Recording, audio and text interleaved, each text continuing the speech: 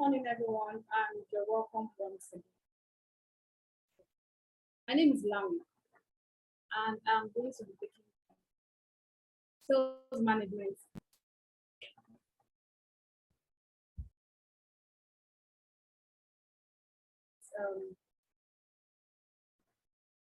Before we start the sales management class completely, I would like to ask if we have any questions from our previous class that inventory management and manufacturing. Do we have any questions from this class?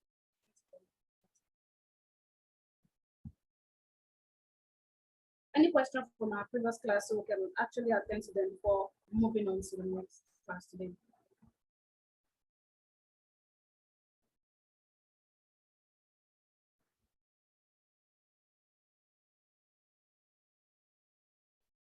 Okay, since we don't actually have any questions from that, I will just move on to sales. I would believe that we all understand what inventory management and manufacturing is, and most importantly, we know how it affects and how it's actually done on the system.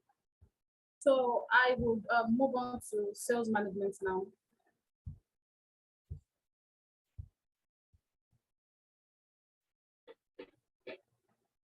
Okay, as we all know, we have made, let me use a simple term now. We have gone to the markets, we've bought our items, we prepared our menus, like we've cooked from the kitchen and all of that. So now definitely it's time for our waiters and everybody to actually make sales. Our waiters, most importantly, to make sales. So then, some of the things we are going to be looking at in on the sales topic today is going to be restaurants. We're going to be looking at how to create restaurants, restaurant table, items, customers. We're still going to be looking at our warehouses, most especially reports from those warehouses, like how this item you sold are actually deducted from the store, and also how to check our payment mode. So now, before we actually start making sales on the system, there are some certain things that need to be created ahead of time. For instance, we've created our item from yesterday while we're trying to sell. We also created this item by attaching them to item group. We created this item by also attaching them to item group already. So today we are going to look at how to create that item group itself, because I think we didn't look at that in our last class. And we're going to attach unit of measurement to this item. We looked at item prices already from our previous class, but we are still going to visit them in this class just briefly for a better understanding. And also, before we start making sales on the system, definitely you have your company name, which must have been created on the system. You have your POS profile, which you must create, so you can link all of your items to this POS profile. So these are the topics we are going to be touching today. So let's start with our restaurants. Now, originally, I made an instance from our inventory class that I'm a customer you're approaching, and I have a restaurant, I have a bar, I have a bottling company. So now, when you're creating these restaurants and attaching them to these companies, you are creating them by the restaurant's name. Okay, probably you might have Suya company and Suya cost centers attached to this restaurant. But then you must create this restaurant on the system so that the payments can be linked to this restaurant, and this restaurant as well can be linked to the company. So we're going to look at how to create the restaurants, and we're going to do more of practical today as well. So more of back end thing. So I'll share my screen on that now.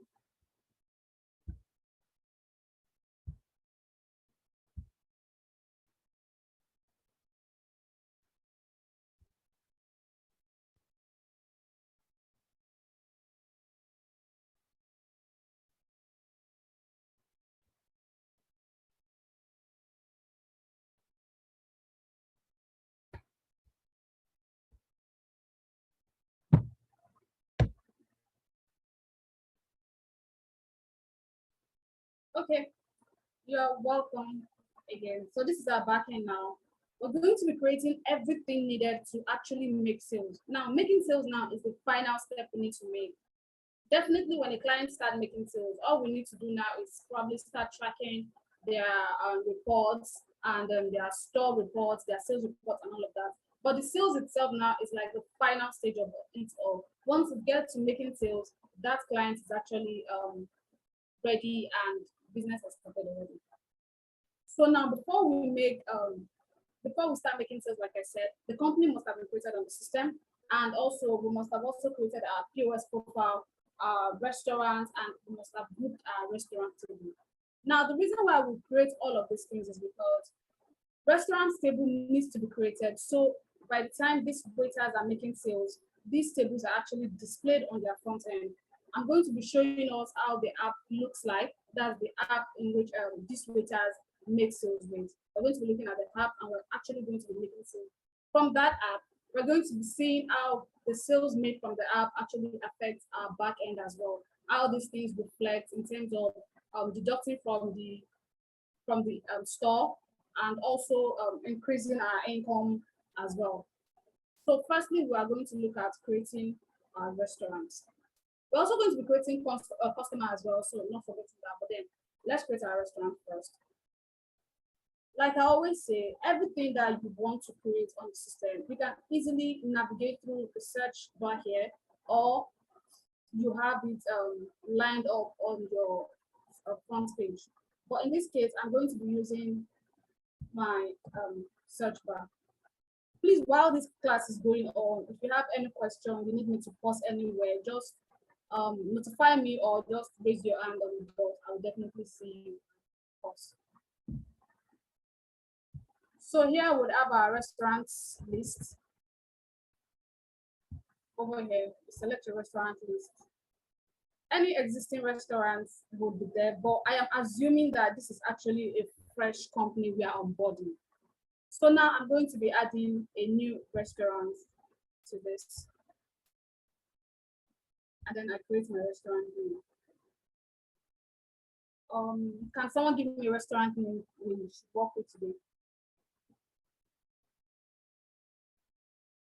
Restaurant name. Eric.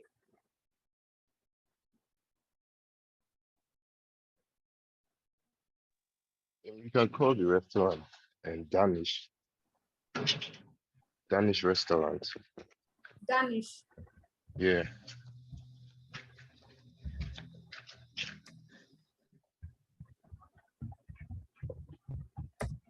Okay.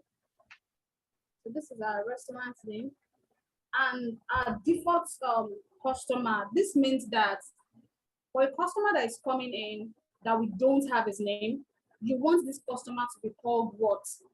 In a general term, we call this customers guests.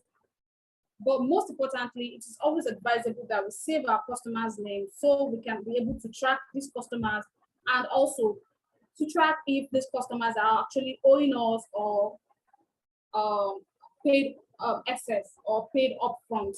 In a case where you didn't save this customer's name and you use guests, this guest can be anybody. It could be a working customer, it could be a customer that actually called you for a delivery, it could be just anybody. So the case where we use guests, it is for customers that are not constant. These are customers that just came in or they are not a regular customers. So it is always advisable you have a default customer name. So even without the customer name being saved, this guest comes up. So this guest is the name you use to represent that customer. But then when you save your customer name, by the time your invoice is coming out, I mean that is a printout. When invoice is coming out, it has the customer's name displayed on it. That's another advantage in that regard. It carries your customer's name and they're able to see their name on their invoice with a breakdown of everything they actually add on that sheet. Now, invoice serial number, that you can have any number given to your invoice. This is not like this is not a must or something that has to be given to you. You can just, most times the customer don't even have any idea of what this means. You can just give them like a serial number that their company has, that their company will be carrying. Let me take for instance, for this Danish restaurant, my invoice number will be DR0001. So for every of my invoice number that will be coming out, it will carry DR00 whatever number, maybe 12, 13, depends on how many invoice I've actually printed out already. So I'll say this, and my restaurant is ready. This is my restaurant name. So in most cases now, after I finish creating my restaurant name, I definitely still need to um, create a restaurant table, because this restaurant name means that whenever I'm making sales, this name is what will display on my waiters tab. For instance, this Lami's restaurant, by the time we're going to be making sales today, you're going to see this name in front of the waiters tab. So for this class, we're using Danish restaurants for our back end display. But for our sales, and whenever we're making sales now, you'll be seeing this Lami's restaurant, and probably when you start implementation class as well. So for this Danish restaurant that we've created already, we would have to create restaurant table attached to it. Now, by the time we are creating all of these things, it is assumed that, no, we don't assume, let's say, you must have collected all the information from the client you're working for. For instance, this client must have given you the number of waiters he or she is working with. We have clients that will tell you waiter 1, 2, 3 resume for morning shift, waiter 3, 4, 5 resume for afternoon shift, or for any number of waiters they have. This client must have told you. So you must have created these waiters as a user. So by the time you're not creating a restaurant table, you are assigning this table to these waiters. The reason why we're assigning these tables to the waiters is because we don't want waiter A seeing the table that belongs to waiter B. For instance, let's say I created 4 tables. These 4 tables, I am grouping them like table AA is for waiter 1, table BB is for waiter 2. So by the time I assign these tables to their names, they only see the tables that belongs to them to avoid mismatch. So now we're going to be creating users. We're going to be creating waiters now. And to do that, we just over here on our search bar, we'll do our users list.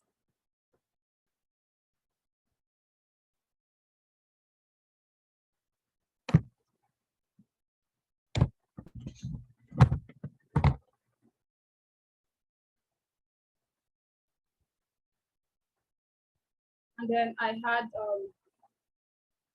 user. Yeah, this is because you might have more information for this user. Now, not forgetting that this user that I'm creating is actually a waiter.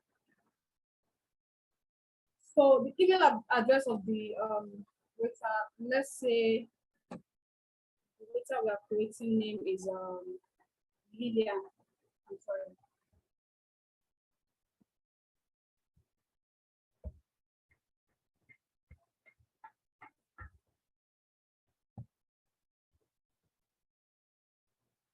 So now this email doesn't necessarily have to be their working mail that you want to send a message to. This is like their login details.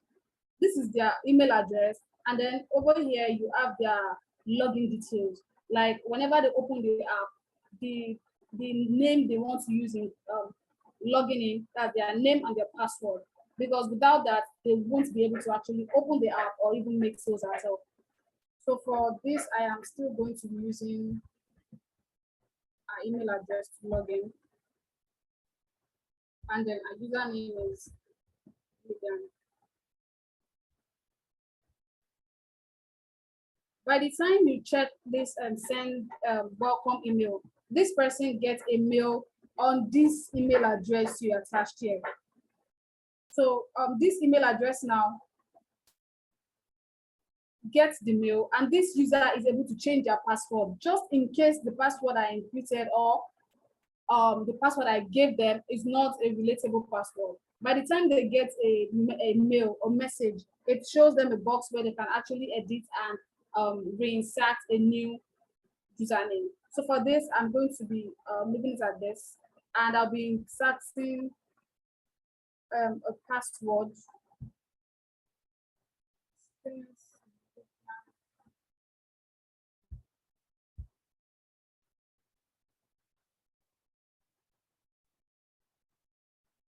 Now this role here depends on the role this waiter is going to be using. For instance, the person I'm actually creating this user for is going to be a waiter. Like I said in our previous class, a waiter doesn't have any business with what an accountant is doing. So over here is when you select the role you want to give to this waiter. I'm expecting this waiter to only make sales. I don't expect this waiter to go to the back end and start checking other things.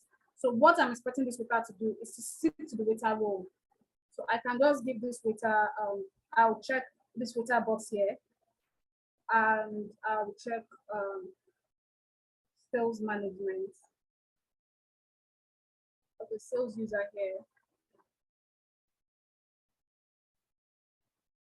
So you have every of these row boxes representing your client's roles. Like for accountants, you check accounting, and for HR, you check their HR boxes, the HR boxes over here. So it just like differentiates the roles assigned to each worker without having to work someone else's role.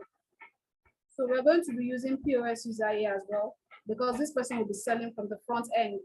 We're going to be using POS user here as well. So everything that is related to a front end thing in this box should be checked to enable this waiter make sales, see what they are selling as well. So now by the time you're creating this user, you are giving the user, from what I said, I'm giving this particular user a password. Now let me see my password is. Yeah. So if it was to be a user that has an attached mail, by the time I save this, a mail will be sent to this user. And the user have the permission to change their password just to remain in check. Because whatever sales you make as a waiter, your name is displayed. I as a supervisor or the owner of a business, sees what you're selling. So even if someone else uses your login details, it will take a while for me to actually believe you. So for security purpose, it is always advisable that these waiters register the password they can actually relate to and the one they can guide properly. So we're done with this user profile now. Do we have any question on this, please?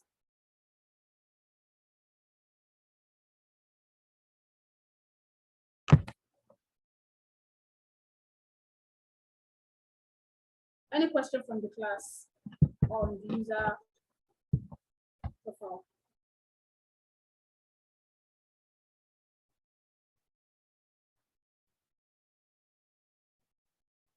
Okay.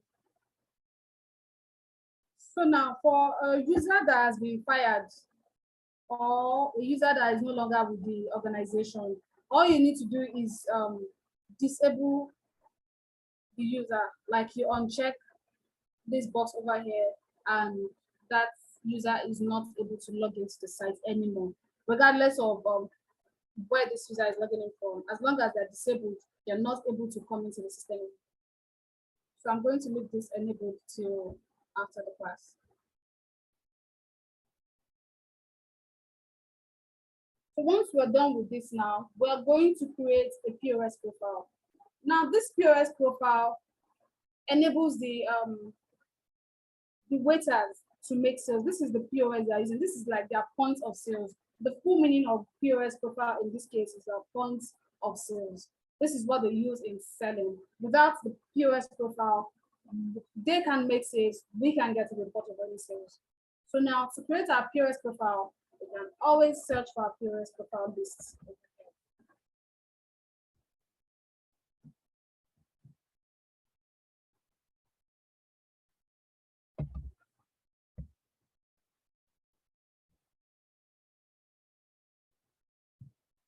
is our POS profile. This is our POS profile list, and we add a new POS profile. Now, this POS profile gives you room to attach the items, or should I say, attach the user you would like to use this POS. For instance, if on this POS profile, I want only 3 waiters to work with me. Every other waiter, even if they have a login, you don't want them to sell. You probably want them to usher in your guests, or you want them to do something else. This POS profile gives you room to actually select which waiter makes sales and which waiter doesn't make sales.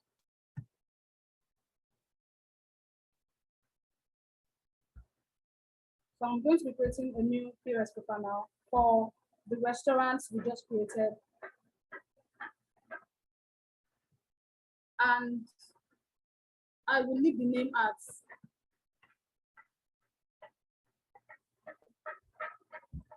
the name of our restaurant, which is Danish.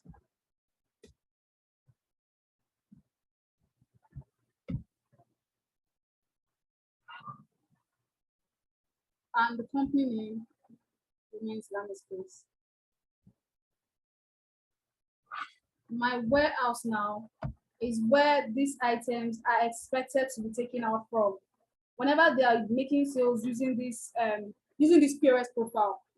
I mentioned yesterday that our finished goods are deducted immediately sales are being made. So whatever warehouse I insert in this POS profile now determines where this sales is being deducted from directly. So ideally, finished goods are supposed to be where your sold items are deducted from. But every customer has with their own rules. If they tell you I want a warehouse to be created and that warehouse should have my final goods destination, you can always insert which warehouse they want to be created. So it is just mandatory, it is just advisable. Let me use that word, advisable, that your items that you're selling are deducted from the finished goods. So every item attached to this particular POS profile will be deducting from finished goods.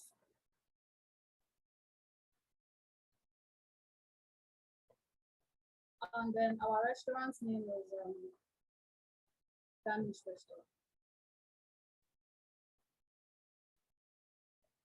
And my default customer remains guests. Do we have a question here? Because I have a question.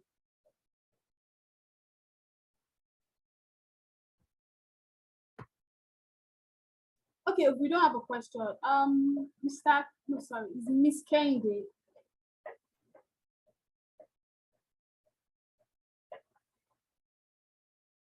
Are you there?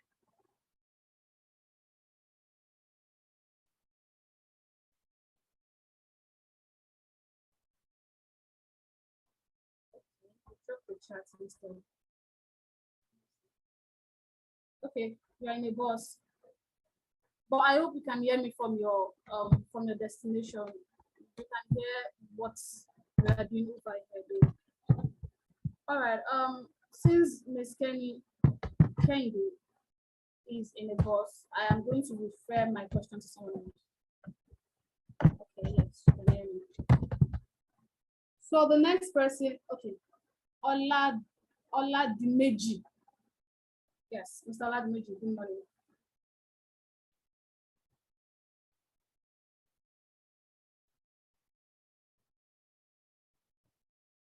Hello.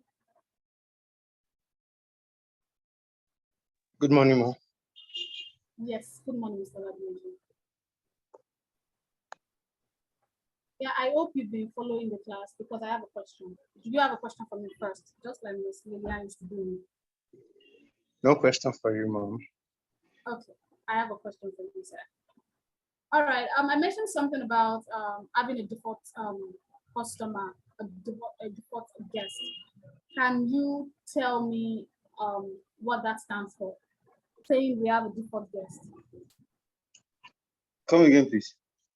I said I mentioned something about a default guest the other time. So I want to know, can you explain to me what you understand by a default guest? A default guest is I think a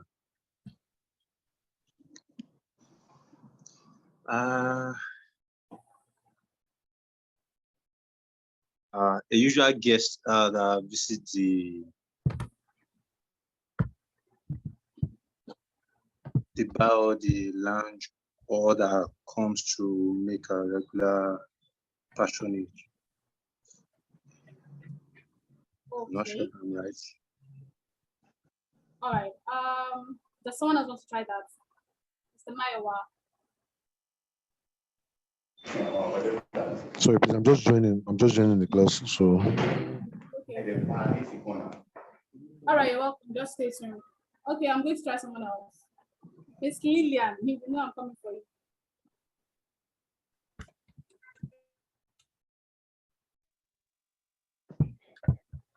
Hello, can you hear me? Yes, I can hear you. Okay, so what I understand by the default guest should be, I think, first time customers, because a regular customer, according to what I should have his or her name registered already. So guest could just be any customer. Okay. All right. Yeah. Thank you very much. Okay, yeah, like I mentioned before, a default customer on the system is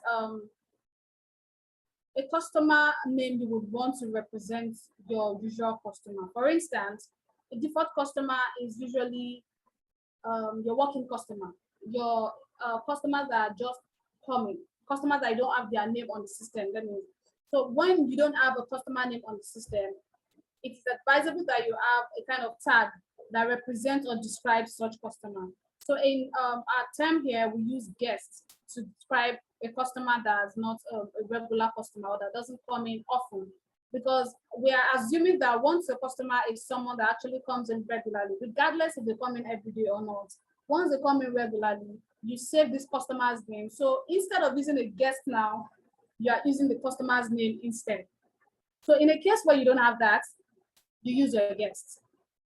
So over here, I'm having guests as my customer, my default customer order.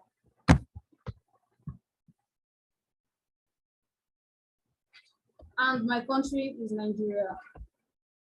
So we can always have my country from anywhere, but my country is Nigeria. So I'm going to be checking prints based on categories. Now, whenever we are fixing a location, we usually have two categories, no, more than two categories, like three categories. For instance, we have the kitchen, we have the bar, we have the lounge, we have the restaurant itself. So, for instance, whenever you're printing a receipt as a waiter and you sold for the lounge, it's expected that the receipt in that lounge comes out in that lounge. It doesn't have to come out at the bar. You don't have to start running out to scatter, going to the bar to pick up your receipt that is supposed to be coming out from the restaurant. So this, by the time you check this print based on category, it's print out based on the category you've included on the system. So most times, KOTs are printed in the kitchen. Now, this KOT simply means the kitchen order ticket. This kitchen order ticket tells the kitchen people, or the chefs, or the kitchen attendant, tells them what my current customer is actually ordering for. It tells chef that, oh, my customer needs fried rice and they are waiting. So this is like a notification to my kitchen telling them what I want. While in the kitchen, in the bar and lounge and the rest, what we usually have printing out there is usually our bills and our receipts. So we print out our bills there and we print out our receipts over there as well. So moving down, I'm going to be checking some QS awesome settings. And one of it is going to be, I'm going to be allowing user to edit additional discounts. Now, this one depends, because I, as a business owner, I might tell you that I don't want this person to edit discounts. Now, the owner of another business, let me use Lami's Place for instance, might tell you that, okay, I want all of my waiters to actually edit their discount. But it is always advisable that only the supervisor has the permission to edit discount. But sometimes it's just how you want to run your business that matters. So if you want it to be, if you want this particular POS to allow every user to edit, it's fine. So everything here can be checked based on what you actually want. So I'm going to be allowing user to edit item discounts, that is discounts by a particular item. And I'm going to also allow partial payments. So if I don't allow partial payments on this POS profile, that user will not be able to save that sales, and I won't be able to see from the back end. So partial payments now is probably the total bill is 60,000 and you're paying 30,000 naira. So like I said before, once you have a customer name saved, you're able to know which customer is actually owing you and on what date and on what item they're actually owing you on. So for this POS profile, I'm going to allow partial payments. I'm also going to be allowing credit sales. So my waiter can actually submit their sales without having to impute any mode of payment. So I'm going to be allowing credit sales. Some users, some restaurants or some business owners don't allow credit sales, even though you are the president. They don't allow credit sales, but some make exceptions. So either ways, I'm going to be allowing credit sales. So that's going to be that for this part. So moving on,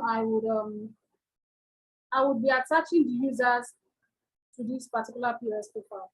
That means the waiters I want to make sales. For instance, like I said before, I might have 15 waiters in my restaurant, but I only want 10 to make sales. I want 10 of them to be able to make sales.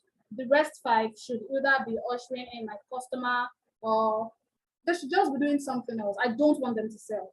So when I am imputing the names, I would omit those names. So for instance, for this user, I am going to be putting in the user we just created today. I mean, the user we just created now. Who is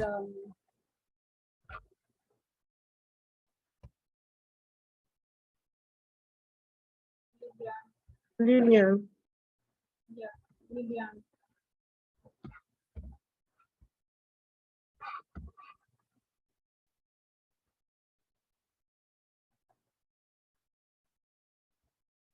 And that brings us to my payment mode.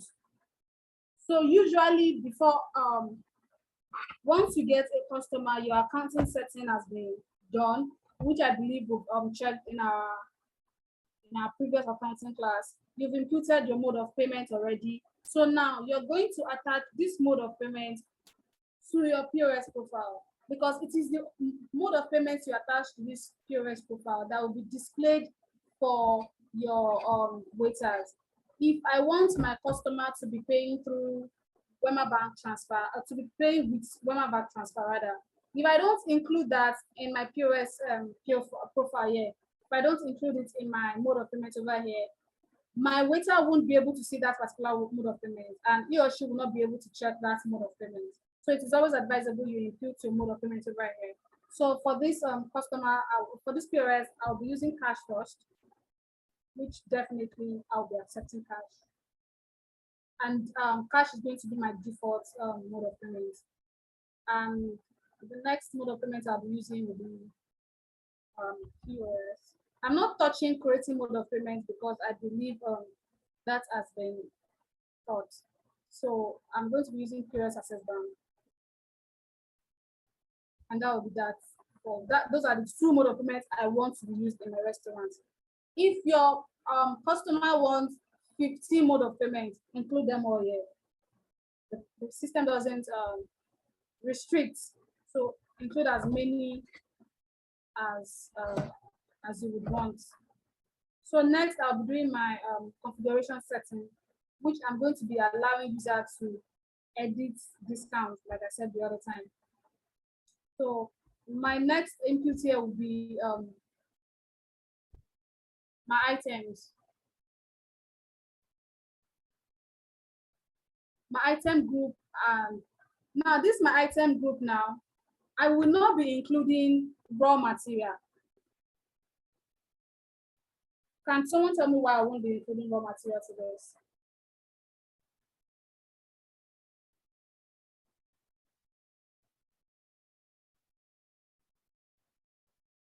Can someone try? No, we haven't gotten there. I think it's because this is for point of sale. You can't be selling raw material at your point of sale. I think that's why. Exactly. Thank you very much, Eric, for that.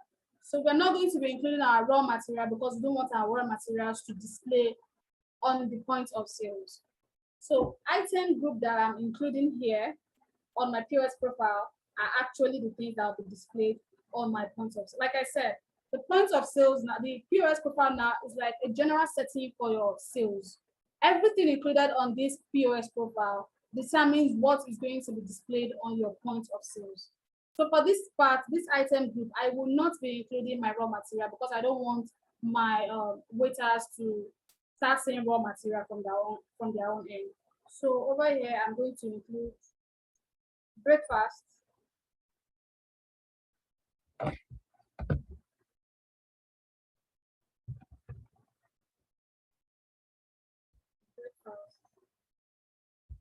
and my breakfast area is restaurants.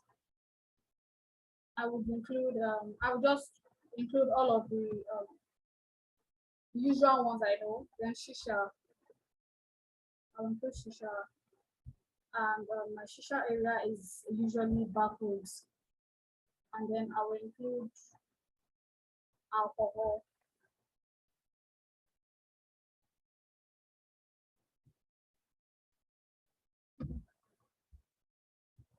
Champagne.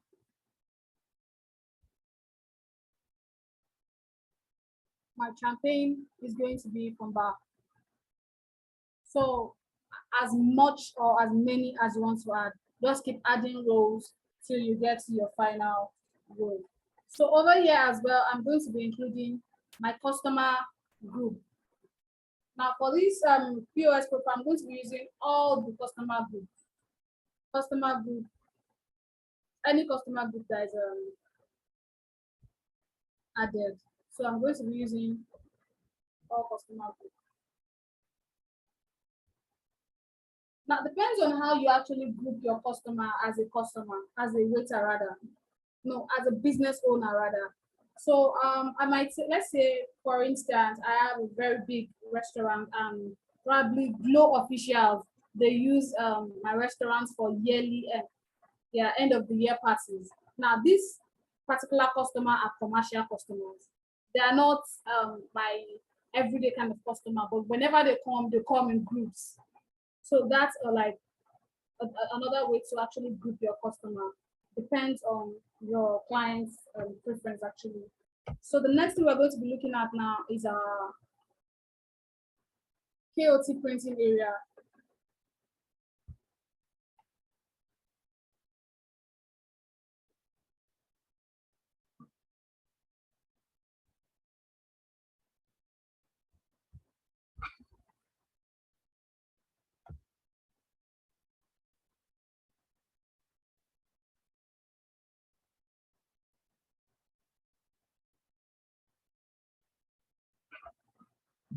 Okay. So this printing setting now, when you have a printer, you I mean when your organization now gets a printer for all of these sections, that is all the sections they want these things to be coming out from. Let's say for instance, they tell you whenever my waiter makes sales that involves shisha, regardless of what kind of shisha it is, it should only come out from probably the VIP section. So the invoices or the bills of such sales comes out from where you have actually imputed, where you want these things to come out. It doesn't have to start coming out from the restaurant and then the waiter has to like climb 4 or 5 story building down and start seeing all of that. Now, down to my accounting part now. This accounting part is like also, like I said, is a display of what I want in terms of accounting to be displayed for my on my POS profile. Now, for this POS, and ideally for all POS, it is expected that it is only your standard selling that is displaying. You can also change it, depends on what you want, but it's always expected that it's the standard selling price that is displaying. You can easily also change it to buying price if you want to be selling it the way you bought it. But then I believe that every organization usually have a selling price different from their buying price. So in this case, we leave it at our selling price, standard selling, and then we leave our currency as naira. You can select as many currency as you want, USD card, dollars, USD. So for this, I'm going to be using my Nigerian card, my Nigerian currency. And then my rights of account will remain right of. I'm going to have my right, like we have our rights of account here. I'm going to have my rights of account with an abbreviation of my restaurant's name, of my company's name, which is Lami's Place. And then my main, also Lami's Place. That's my rights of center and cost center. Is going to be an abbreviation of my company's name. This is like a standard format for that. So after that, your POS is set. This actually enables your waiter to, like your waiter is ready to sell now, and then you save.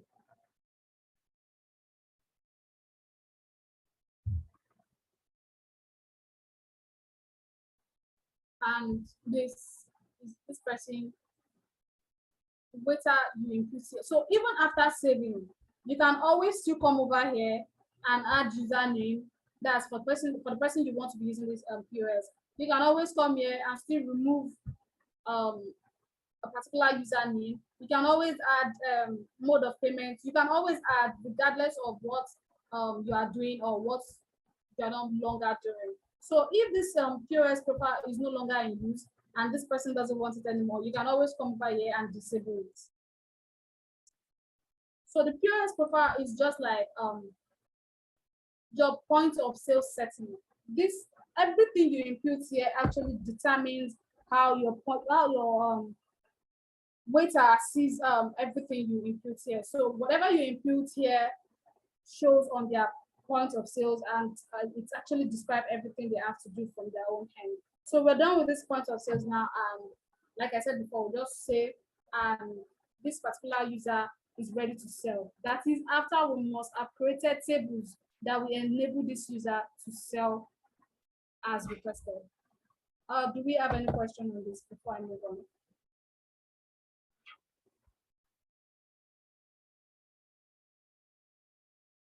Any question on the restaurant POS profile?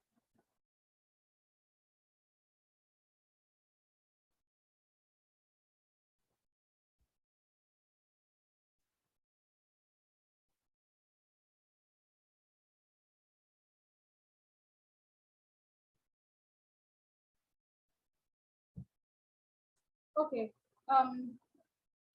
Since I'm going to be moving on from this restaurant and POS profile section, I have questions to ask. If you don't have questions.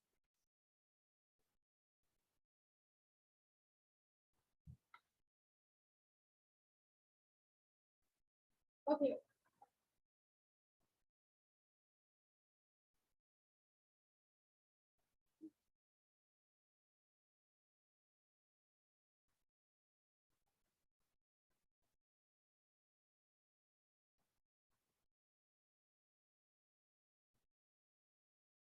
So my first question is this: when I hope you all can hear me.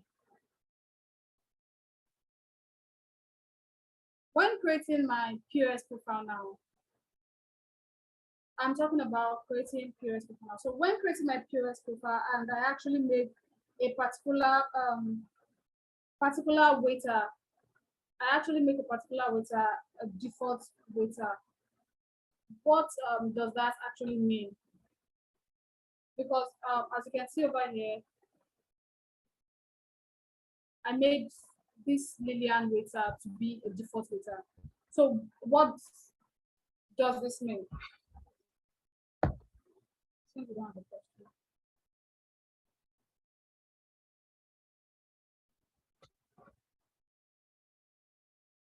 Someone wants to try?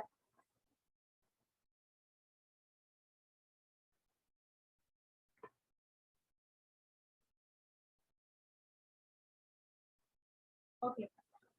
Please, can you try, Miss Reke?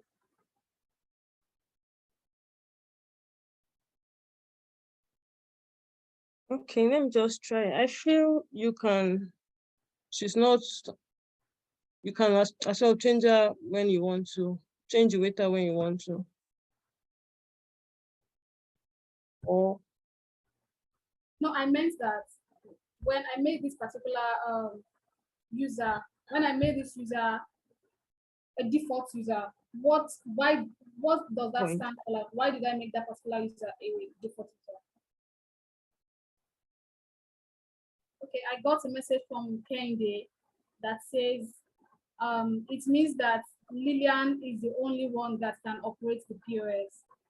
Okay, that's a fair trial. Anyone else want to try before I answer that opinion?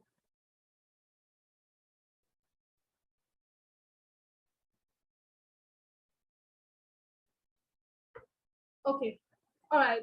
Thank you very much for attempting on this, Kenny and okay, thank you. So originally, whenever I'm creating anything, whenever I'm adding any role to this thing, for instance, when we're adding role for the bank, for the mode of payment. So whenever I make a particular one a default mode, it definitely means that if like let me use for instance this waiter now. It doesn't mean that this waiter is the only one that can use the POS. I can always add as many waiter as I want to this particular list. I can add as many row as I want to the list, and I can only make one default user. So that just means that this person can use the system as well, but every other person can still definitely use the system. So we're just like picking one head over every other person. So it doesn't mean that every other person cannot use the POS profile. It is just mandatory. If I'm not making any one of them a default user, I won't be able to save this POS profile. So it is just mandatory that you choose a default user, a default mode of payment in whatever thing you're doing on this POS profile. It is mandatory that you have a kind of default standard on how you want these things to go. So I hope you understand that now. Okay, I have another question.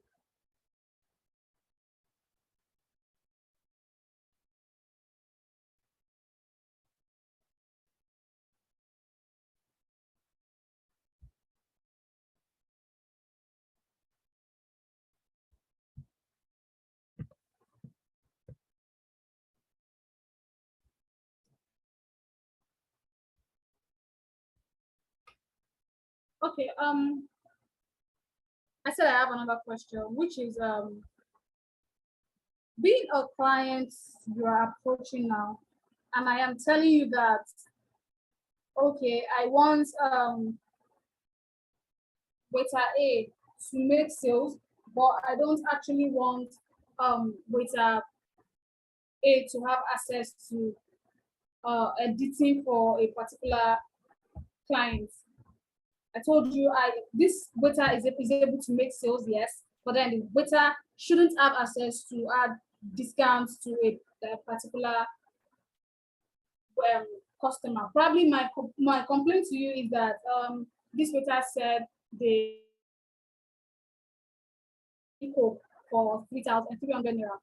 My complaint to you now is that I have waiters and my item is actually supposed to be 500 naira. But according to my waiters, they are having some kind of misunderstanding with their clients. They are not able to sell this item for 500. So they are usually giving discounts of 200 naira. Instead of selling for 500, they are now selling for 300. So what is your best approach to a situation like that?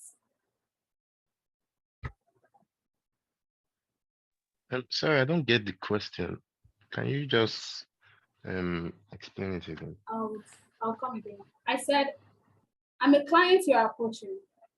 And like I said before, for every client you are approach, you know, or you are supposed to like, maybe you know there are challenges already. Like I said, challenges varies from every businesses. We have people that face the challenges of theft. We have people that will tell you they are facing wastages. They can't actually track their items and all of that. So for me as a client, you're coming to me and I'm explaining to you now that my biggest challenges is that my customer are supposed to be buying Coke for 500. Now, at the end of the day, my waiters are remitting 300 naira to me with the claim that the customers are not agreeing to the 500 naira initial prices. Now, I am trusting them, but I'm having my doubts. So, what's your best approach to a situation like that? Okay. I think in the POS awesome setting, you can remove untick the allow user to edit discount so that it can come from just you. Okay. All right. Okay, yeah, that's true. I can easily uncheck allow user to edit discounts, but then it doesn't necessarily have to be from me. I can restrict it to probably an admin or probably the accountant. So whenever there's a discount customer or whenever there's someone who is insisting on getting discount, only my admin now can give out such discounts. So for most businesses, we've seen that the business owners are not usually on ground. Some business owners don't even come on ground like 3 or 1 week, 3 days to 1 week sometimes. So in most cases now, the accountant or you can just suggest that, oh, the supervisor of such businesses will be the only one to have access giving out discounts to the customers. So avoid any further distrust because only this supervisor now can explain further on why this was given, that particular discount was given. Okay. I think we can move on from our POS profile. Do we see another question on this POS profile, please? Any question from the POS profile? Okay, sorry, I just wanted to ask. So when you make maybe the supervisor to be the one giving the discount, but in most cases, supervisors are not usually, they don't attend to clients. So how will the supervisor know who to award like a discount to when it's not the one attending to the clients, or the people that came to eat at the restaurant?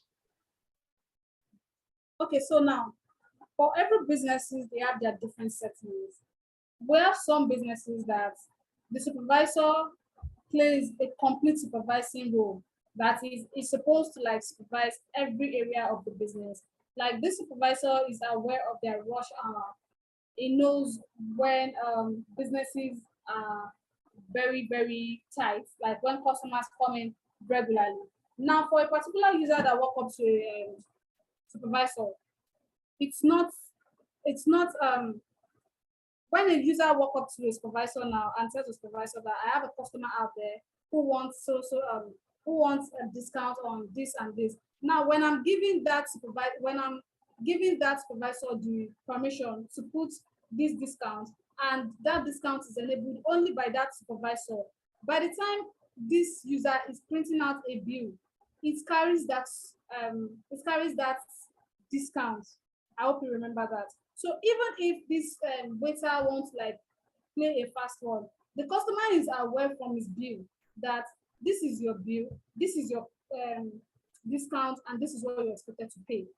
So I'm sure that that customer will now look at that bill. No, what I'm saying is that so the waiter now, it has a POS profile, yeah?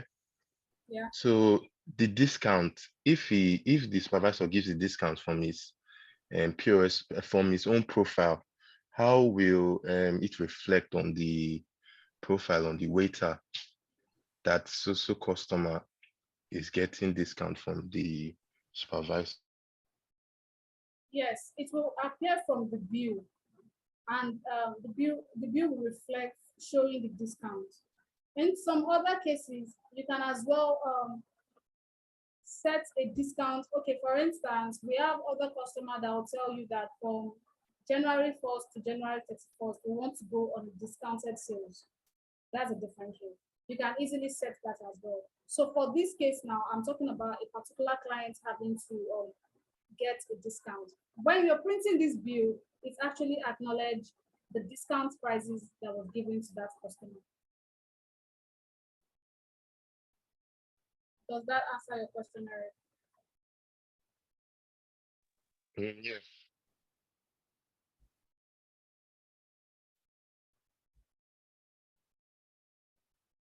So do we have any other question?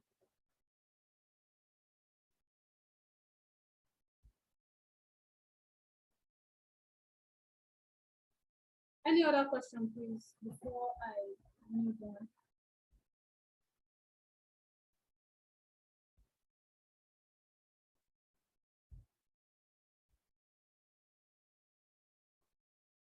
So, since we don't have any other question, the next thing on our table now is to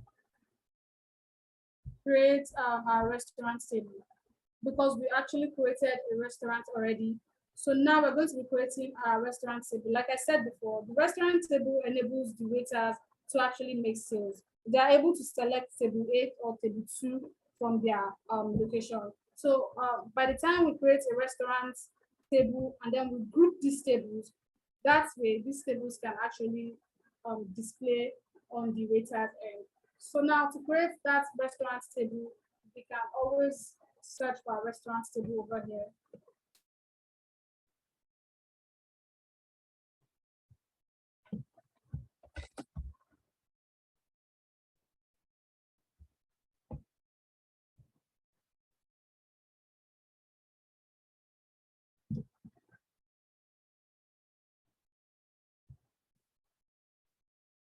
Restaurant table list, and then we'll be adding new to it.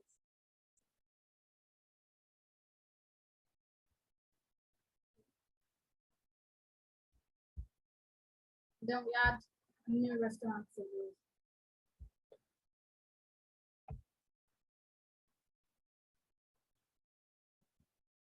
So whenever I'm creating anything on the system, I actually prefer editing them in full. So you can be able to input as many information as you would like to input on the system. So in this case, I am creating a restaurant table first before I then group these tables. So in a situation where my waiter is actually making sales, this table are actually displayed on my waiter's end, and my waiter A or waiter B now is able to see their tables and click on that tables and those tables. So now, for instance, having a table on the system doesn't necessarily mean that that restaurant has to have like a table number. No, it doesn't mean that that restaurant should have a table number. Like I'm sure we'll see some kind of fine dining where there's a number and all of that. So it doesn't necessarily mean that restaurant has to have table grouped and table numbered in their restaurant. So in this case, my restaurant remain. Sorry.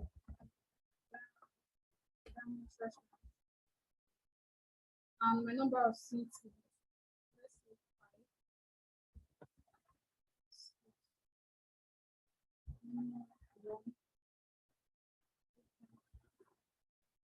So my waiter number, like I said before, it is only the waiter that are actually attached or assigned to a table that get to see these table numbers. When I don't assign by the time I don't assign Lillian or a waiter to a particular table, that waiter is not able to see the table on their end. So this is actually prepared in a way to stop waiter A saying that, oh, I have a customer on waiter B on table 1 already. Table 1 is not supposed to be open. So once this table is occupied, from my own table as a waiter now, I see that this particular table is open. Definitely, I'm not going to still click on it and start making sales, but I can now move to another table. So if it wasn't that way, we would have had issues of waiters having jam sales and having to like say, oh, they had this particular table open before, but now it's not open. So I am going to assign this table to the new user we created, which is Lilian. And then I will save this.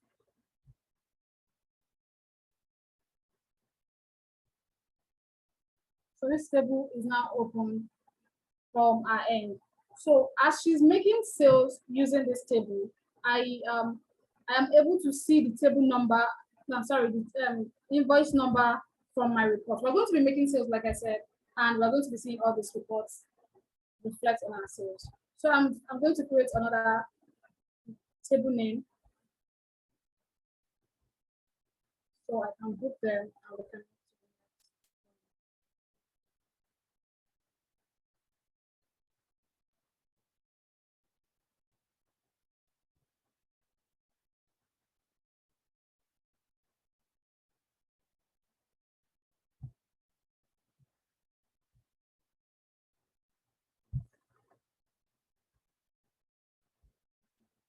The same process.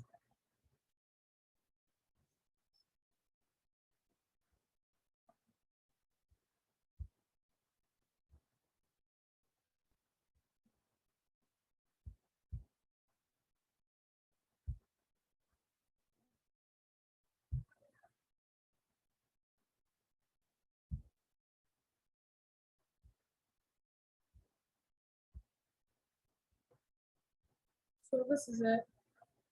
I have two tables now created in this restaurant. I can have them like 50 tables created, and I would assign probably table 1 to 3 to quota 4, and table 5, like I explained before, from table 4 to 5, just the way you want these tables to be assigned to anybody. So because Lillian is the only person I've actually assigned these tables to, I actually created in this class, I'm assigning these tables to them. So after that, I'm going to be creating the restaurant table group.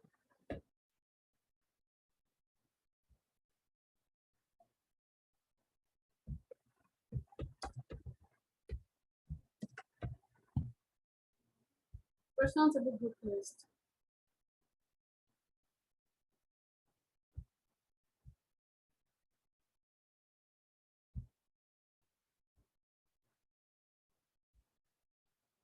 That have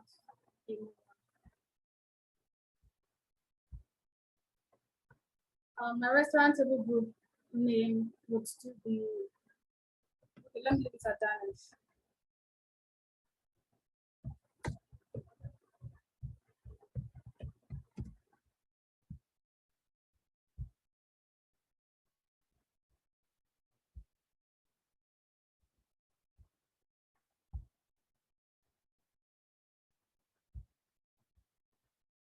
So over here, I am adding the restaurant table I just created. I'll have to group them here now. This is the first restaurant table I created. This is the second one. So I can always add a row as much as I want to add them, and then I save.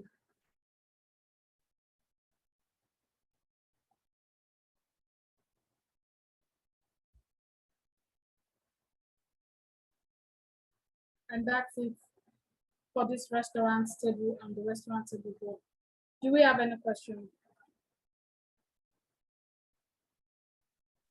Okay, one question. So for the restaurant table, say you're going to be assigning it to each waiter.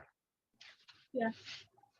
Okay, so the other question is, given it's a funny scenario though, but given a scenario that maybe by chance the customers that came into the restaurant, by chance they just happened to sit down in like 3 particular tables assigned to one waiter. So is it a must that it's only that waiter that is going to attend to those tables, or can other waiters maybe chip in to attend to those tables, since maybe the customers are only seated at at that one waiter's that one waiter's group of tables. Are these customers supposed to have one bill?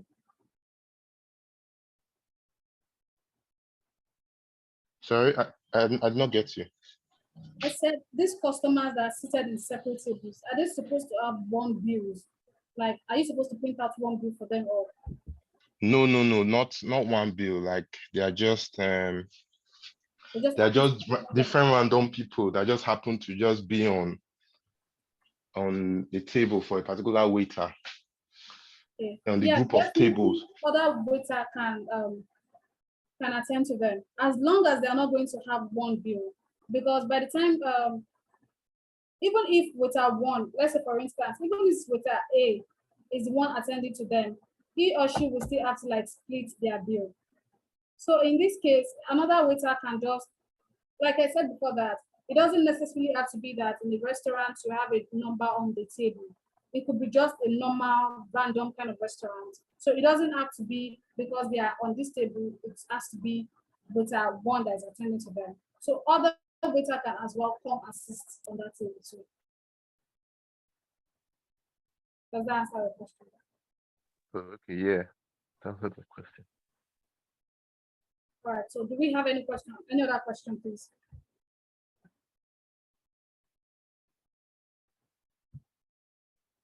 Any other question from the house?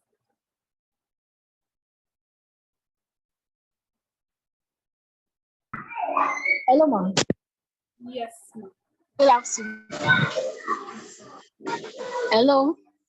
Yeah, I can hear you. Good afternoon, Mr. Stanley. Can you hear me? Yes, I can hear you. Okay. My question is this. Let's assume we have waiter working in a restaurant and like that peak period, like number of customers are overwhelming, like more than the waiters that's on ground. And let's say we have 3 waiters that are assigned to all the cash points and everything. And the numbers of the customers are very much. And you need to like bring in more people to act as waiters so as to alleviate like help with the burden and everything. Now, if you're going to assign more waiters to that, do you need to create their own cash points for them, or when those waiters attend to those customers, the customers have to pay to those waiters that are already assigned to POS points? I don't know if you get what I'm trying to say. I'm trying to Yes. put my thoughts together. Okay, yeah, I think I understand your question to the next thing. I'll try and Okay, answer. ma'am. Then you tell me. Okay, ma'am. Okay, for a situation where, let's say, it's a festive period and the customer at that time is overwhelming and there are so many clients available, and your waiters are not as much as being able to attend to all of these people at a go. Maybe you're having very impatient customers and the rest. It is always advisable that whoever is attending to your customer has a username. This means that this is just because you would like that sales to be traced with a name. So in a case where you need to add this particular user to the system, you just need to create a new username for this new person you are bringing in. You create a username for this person and then you add the person to POS profile. So this person can also be able to attend to clients.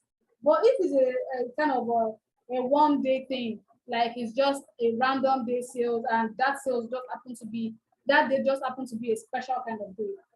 Whatever sales whoever is assisting them with is making, that waiter that has a login still needs to punch it from our own end.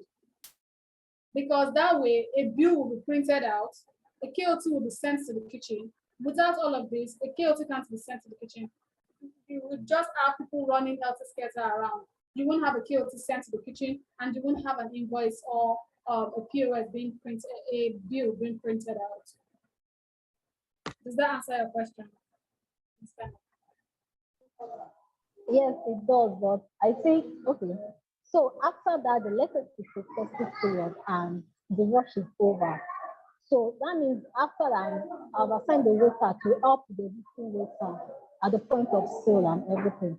That means after that day, I can always disable the waiter from the list of waiter that can handle point of sale, right?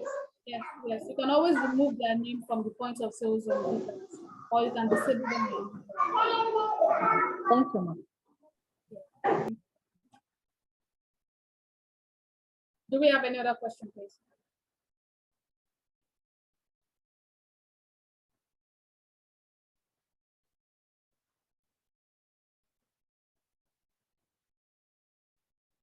Any other question from the house?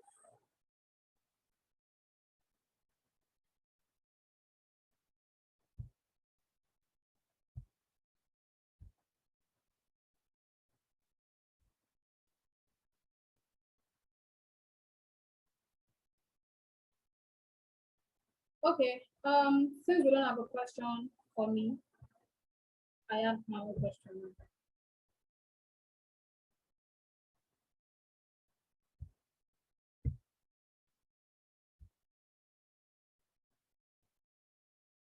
Okay, so since we're on that and we don't have a question, I will just show us what our app looks like from the selling points, from the points of sales rather, what the app looks like from the points of sales handle. Now, whenever you're making a sales using the app is available on Play Store. So they need to like download the app on their tab. So the app is available on Play Store and can always be downloaded by the waiters. So right now I'm going to be sharing my screen to display that. And you can see how that is done. And also, like I said, we are going to be making sales with it and see how this sales actually affect inventory.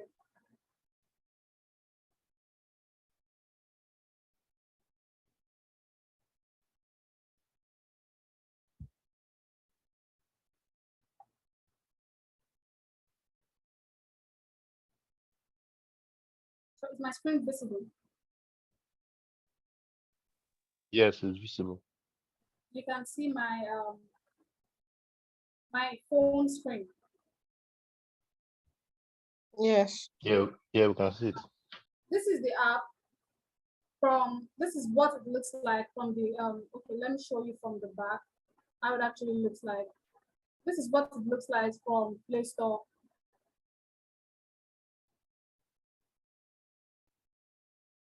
This is the app on Play Store. You can always check your Play Store to download it. And then you input your username as a user. And for this particular class, my user is going to be Lamiwaiter. This is my username, not forgetting Lamiwaiter at Gmail.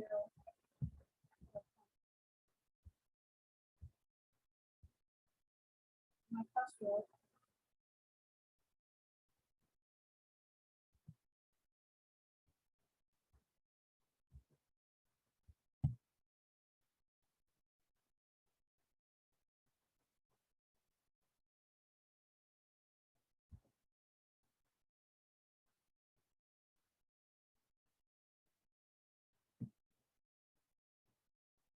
So once a waiter logs in, this is what their dashboard looks like.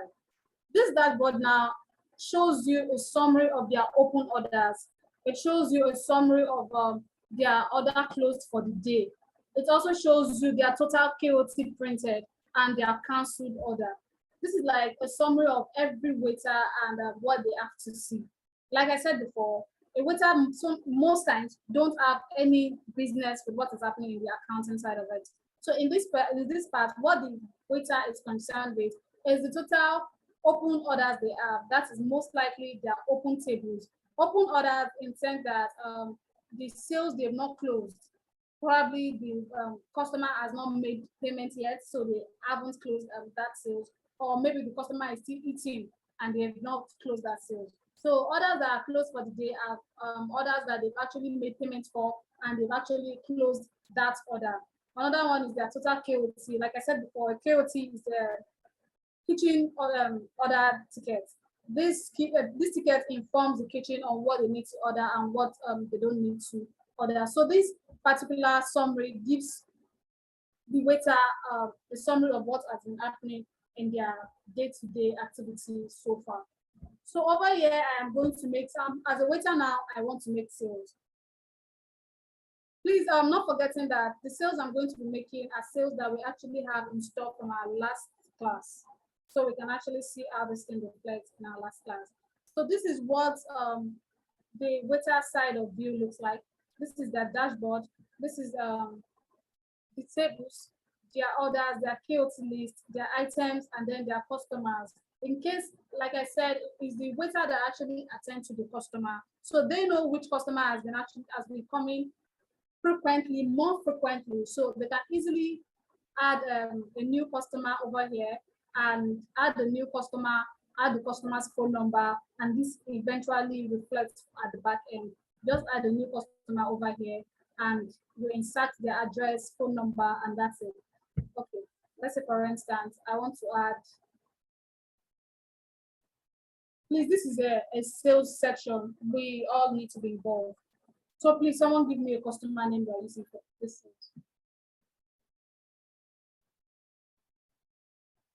Freaky.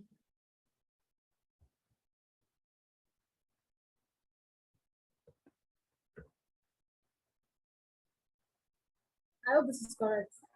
Yes.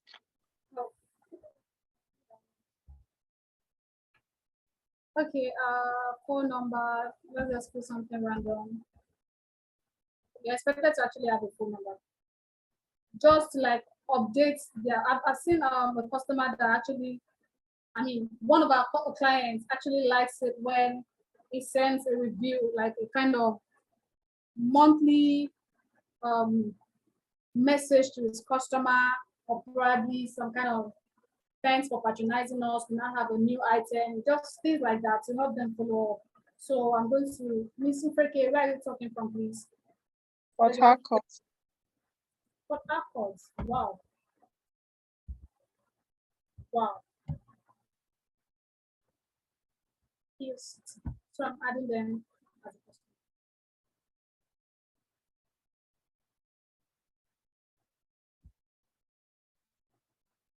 And this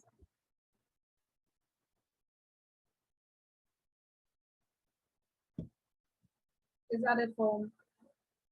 I just need to like refresh my page now, and this is added. So now, like I said before, all of these parts, all of this is actually the activity of the waiter, what you're expecting the waiter to do. Now, for every sale, okay, this is the point of sales now has two forms. We have one that is a desktop point of sales, not necessarily a tab or a app. We have a desktop point of sales as well. This is a tab sales for now, but we have a desktop point of sales that actually shows the same thing as I'm showing you on this. The only difference is that that is opened on a desktop or a laptop, while this is open on a tab. But I'm using this on a tab because my waiter cannot be moving around with a laptop. So I'm assuming that my waiter is moving around with a tab or a phone. So for a restaurant where you're actually working, you move to the front desk person and make your order. You know, definitely that person has to have a desktop in front of them. So that's when the web is used.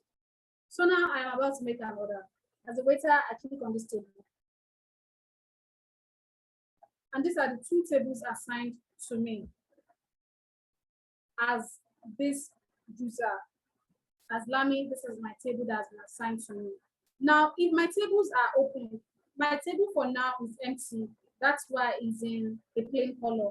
But in a situation where my table is in the blue color, it actually means that my table is still open and I have not closed my table.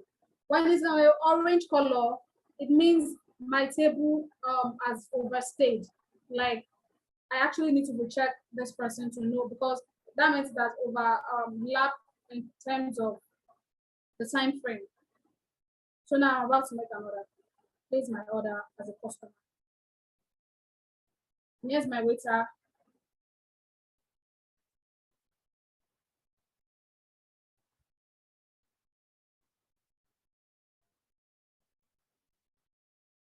And sorry, you said about time frame. So is there like a set particular time for No, how there's no long? set time. There's no set time on how long it's supposed to appear on the system. It is just like ideally a sales that has stayed for the whole day. I am expecting a certain customer not to last for 4 hours. Like it's just an ideal, it's not a set time on the system. Oh, okay. So these are my items. For some customers, they might provide you with pictures. For other customers, they might not provide you with pictures. Either ways, sales will still be made, regardless of what pictures they are providing you with, or if they're not providing with pictures. So right now, these are my items. These are my menu in this particular restaurant. These are the things I sell in this restaurant. So firstly, I am going to be, please give me an item from our production yesterday so we can sell.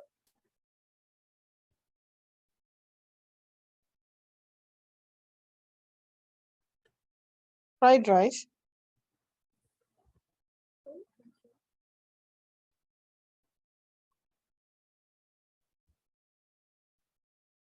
Once I click on the fried rice, I had the number of plates my customer will be needing. So let's say my customer will be needing 3 plates. I had as much as my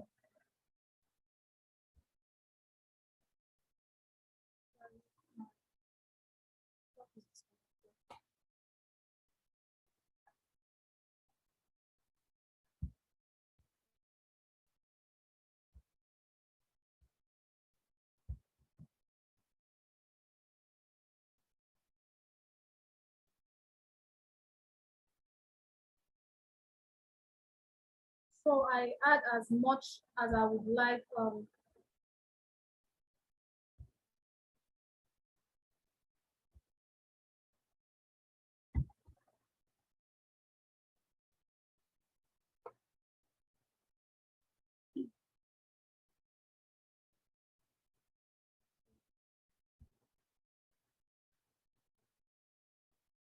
So we are back. Can you see my screen again?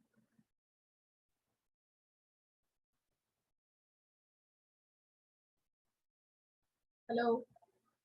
Yes, yes, it's showing a power mirror. Yes, we can see it now. Okay, so I'm selling 3 fried rice to this person, and I can still add more. Let's say my customer needs drinks. I think we had Coke in store.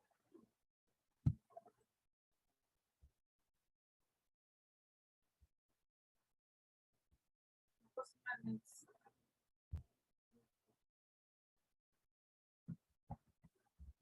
and jollof rice.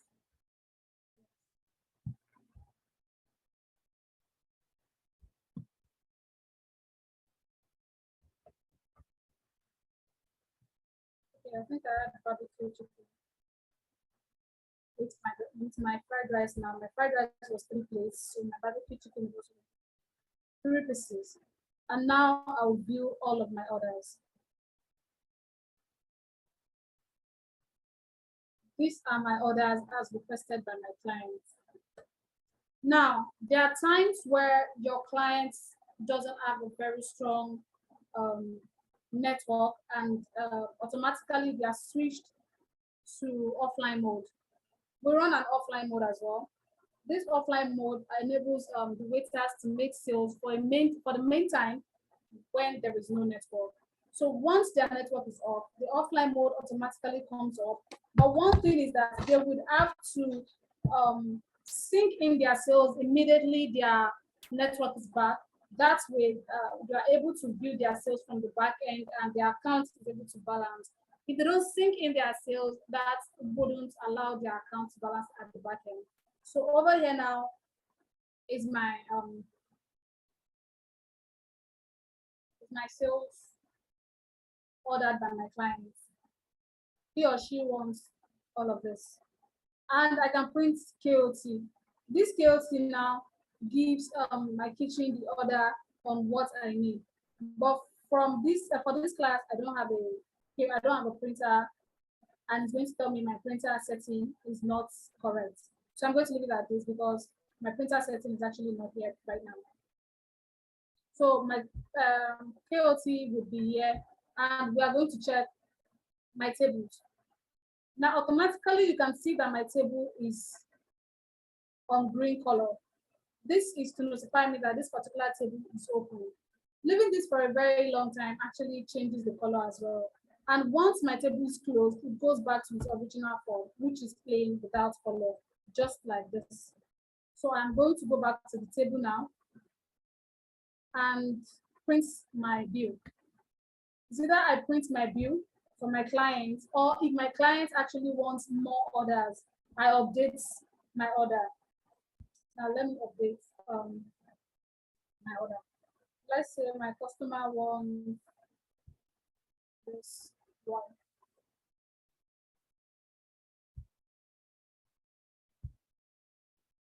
Updated.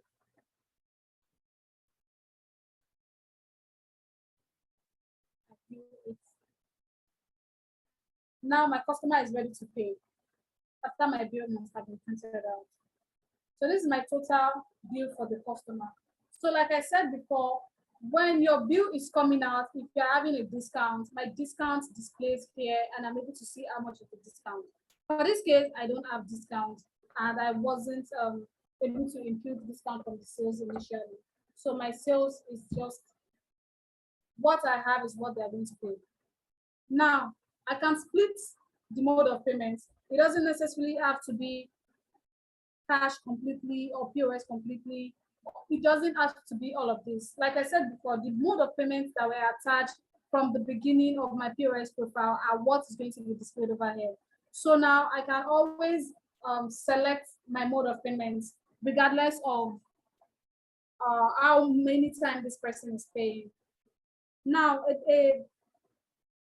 a credit sales can be made if I want to make a credit sales. That way, I will just submit my payment straight up without making any payments, without attaching any payment to it. So that way, it goes to the back end and shows it on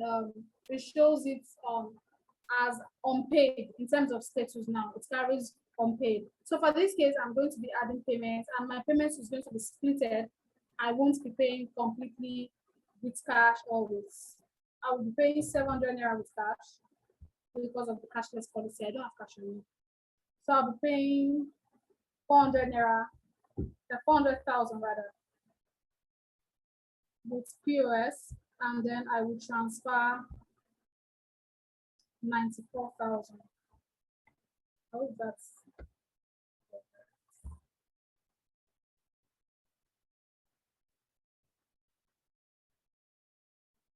and then I submit my payments. At this point, I am able to print out invoice from that machine. I'm able to print out my invoice, and my invoice brings out this breakdown. My fried rice, 1,000 naira for one, and it's 3,000. So my customer is able to see their breakdown of their purchase, and also their total payments and their mode of payment to be displayed as well. So I'll just print my invoice if I have a printer, and that for my sales. So I'll go back and we'll see our dashboard again. You can see that on my order closed for today, I am having one displayed already.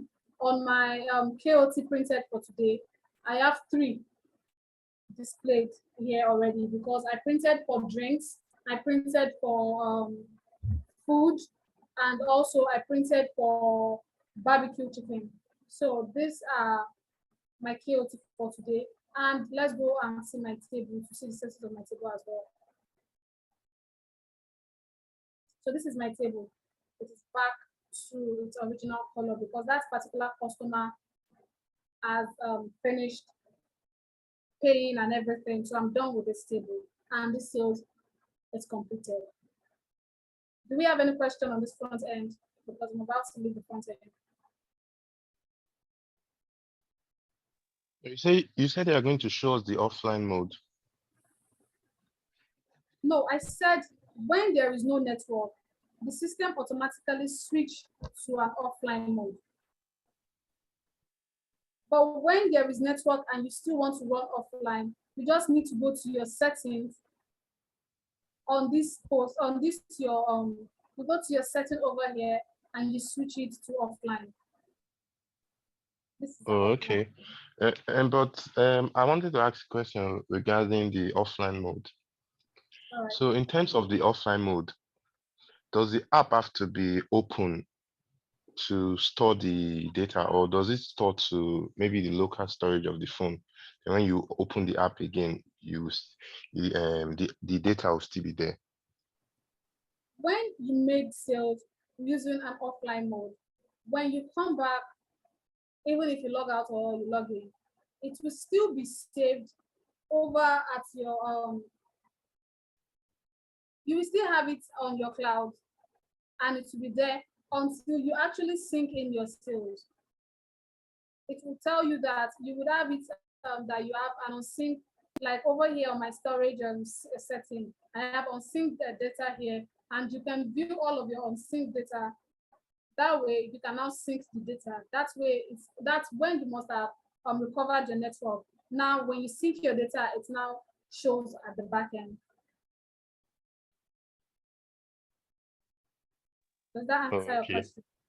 Yeah, that means the data, it's available whether the app is on, or so anytime you maybe are online, you can always sync it.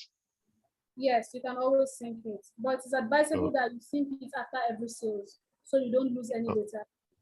yeah, all right.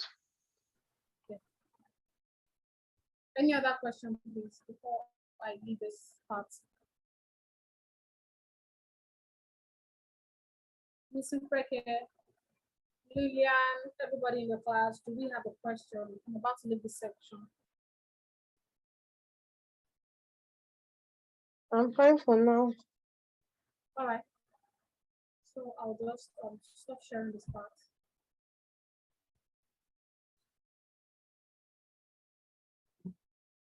So now, after making our sales as a waiter, as a supervisor or an accountant, I'm going to check my back end to see what's going on from my back end.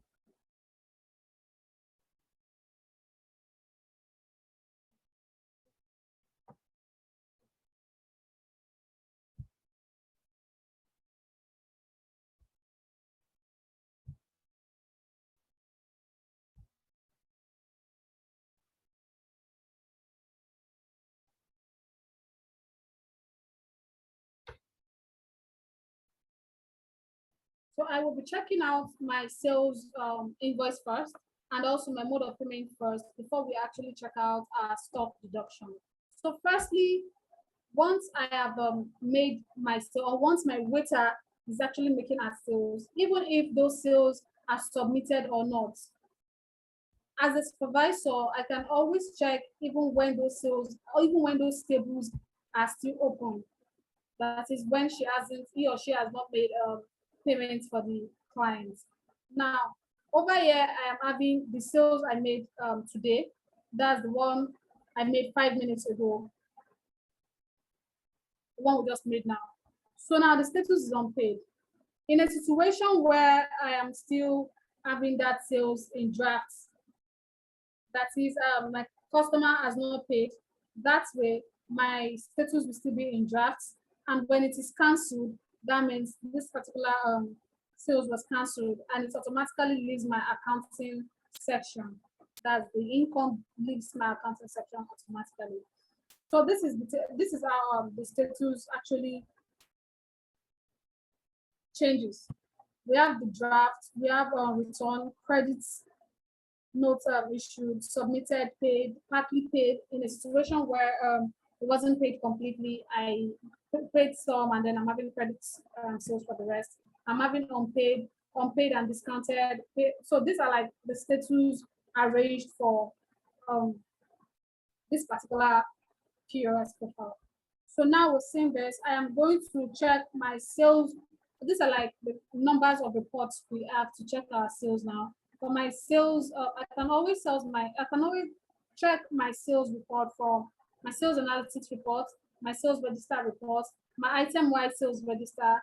I can always check my sales report from there. So firstly, I'm going to be checking my sales register.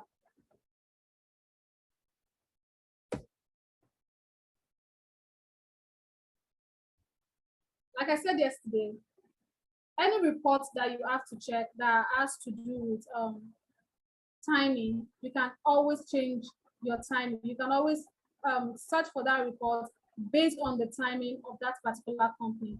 For instance, I can say sales register by timing. So I am able to like filter for the timing I want. Now this is the sales we just made for today.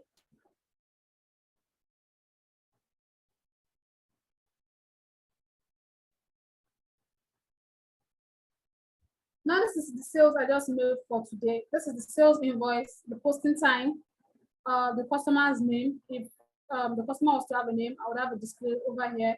The customer name here, the customer group, and then I'm having my mode of payment split over here. We're still going to check the reports that gives us the mode of payment and how much was paid for every mode of payment. So this is my waiter's name. The particular waiter that made the sales. My waiter's name still remains Lamy Waiter. And then this is my sales. Now, this is for sales register. To see in details what this invoice actually supplied, I can always click on this sales invoice here.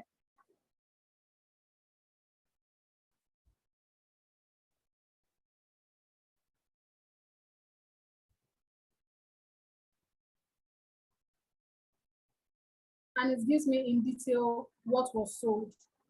For instance, these are the things I actually bought as a client, or these are the things I sold as a waiter. I sold fried rice, 3 plates. I sold chicken, 3 plates, Coke, 4 bottle, and also ice of spade goods. I sold 1 bottle. Now, these are like a breakdown of everything that was sold by this person using this invoice. So that's one report we check, and then we can always check our sales item-wise sales invoice, item-wise sales register rather.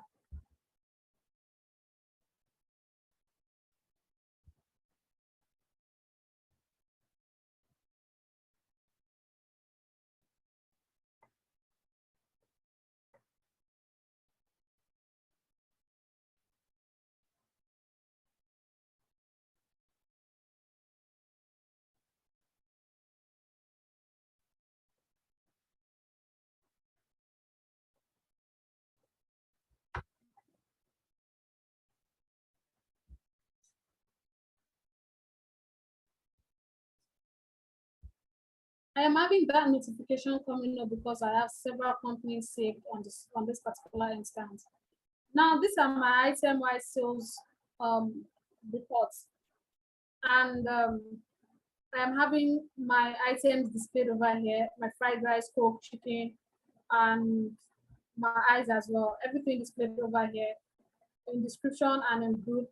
Also, I'm having the total mode of payment as well, and the company name, the cost center. Like I said before, in a situation where the company has several cost centers, you can easily get reports of cost center 1, cost center 2 by differentiating the cost centers. You don't necessarily have to have everything displaying at once. So this is my item-wise sales report. So another one we can as well check is our payment summary. I'm going to be checking my payment summary now.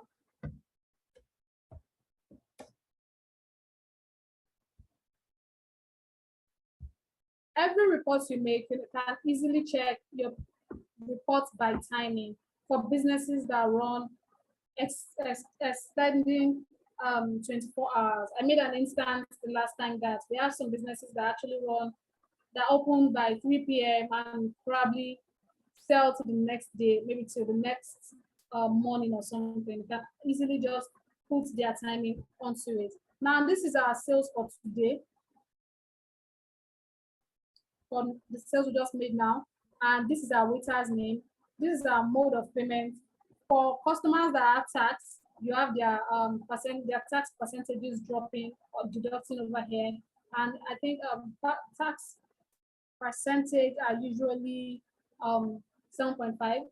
You have it displayed over here. So over here now, I have my payment mode separated. This is my cash. I have my cash here, which was 700 naira. I have my POS Access Bank 400K, and then I have my transfer 94,000. Another report we can actually check that gives us some details, not forgetting that every of these reports actually tells you who made what sales. Every of these reports actually displays that Lami's waiter actually sold these things because the username displays, and this is like another form of transparency. You are able to trace who sold what, even when they are placing some sort of arguments that I didn't sell, I sold. You can easily trace who sold what and at what time this actually happened. So the next next report I'm going to be checking is going to be sales analysis.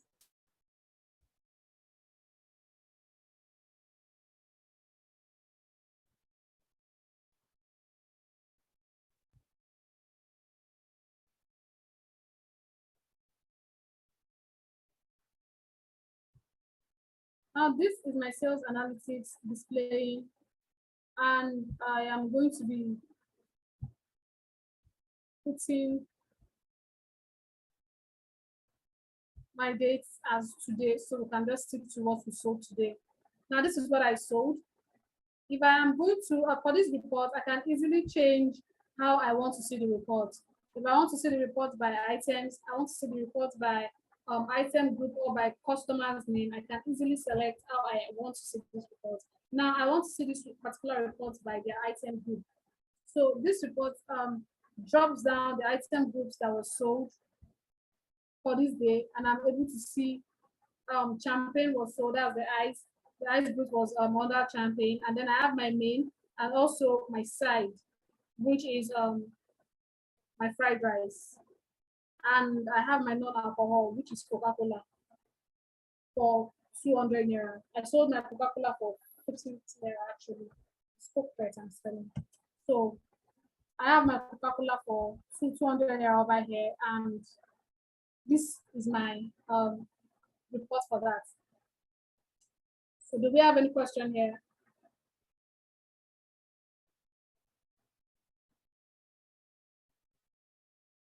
Any questions from this reports angle? No questions from me. Okay. I listed about 4 reports. Now, I think I listed about 4 reports already. Can someone list out this report and tell us the difference between these reports? Because we've seen the view of all of these reports, the template of the reports, and how they actually look like. Can someone tell us the difference between this report and what they actually do separately?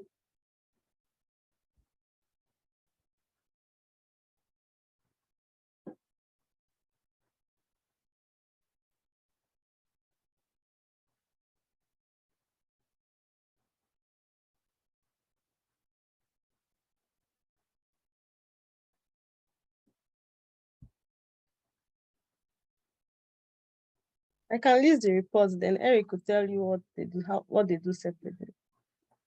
Why are you sharing it? Let's see.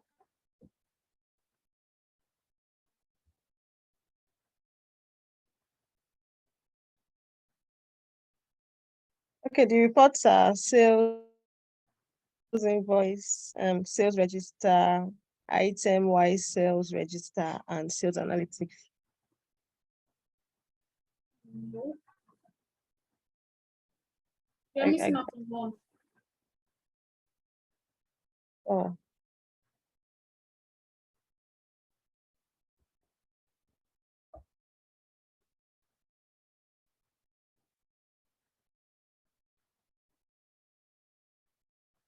Lillian, you want to try?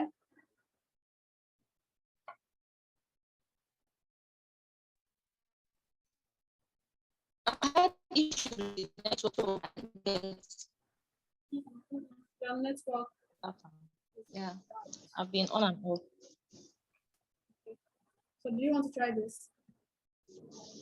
I'm trying to learn. Like I missed out on that, so I've been on and off the class. I didn't get the report part. Okay, all right. No problem. Okay. Someone please try.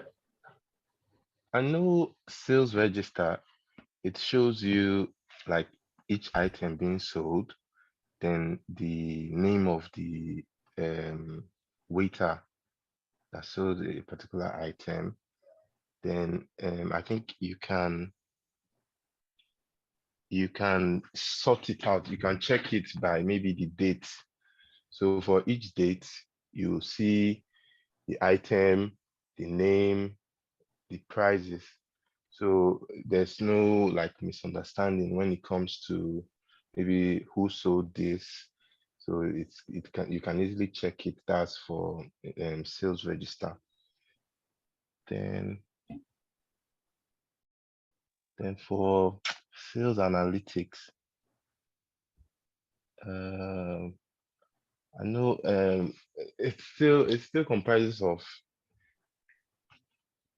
items sold, but it's kind of different from sales register in terms of it does not show let's say the waiter's name and those. So this sales analytics has to do more of the calculation of it.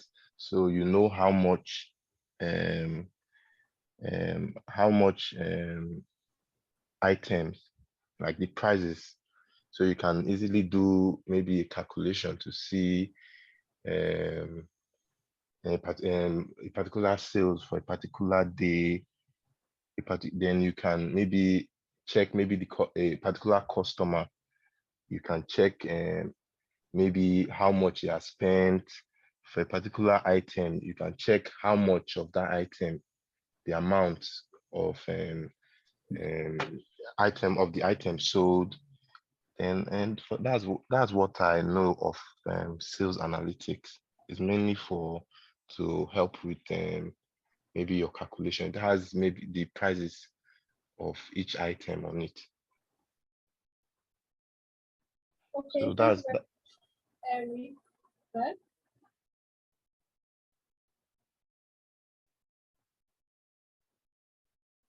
Okay,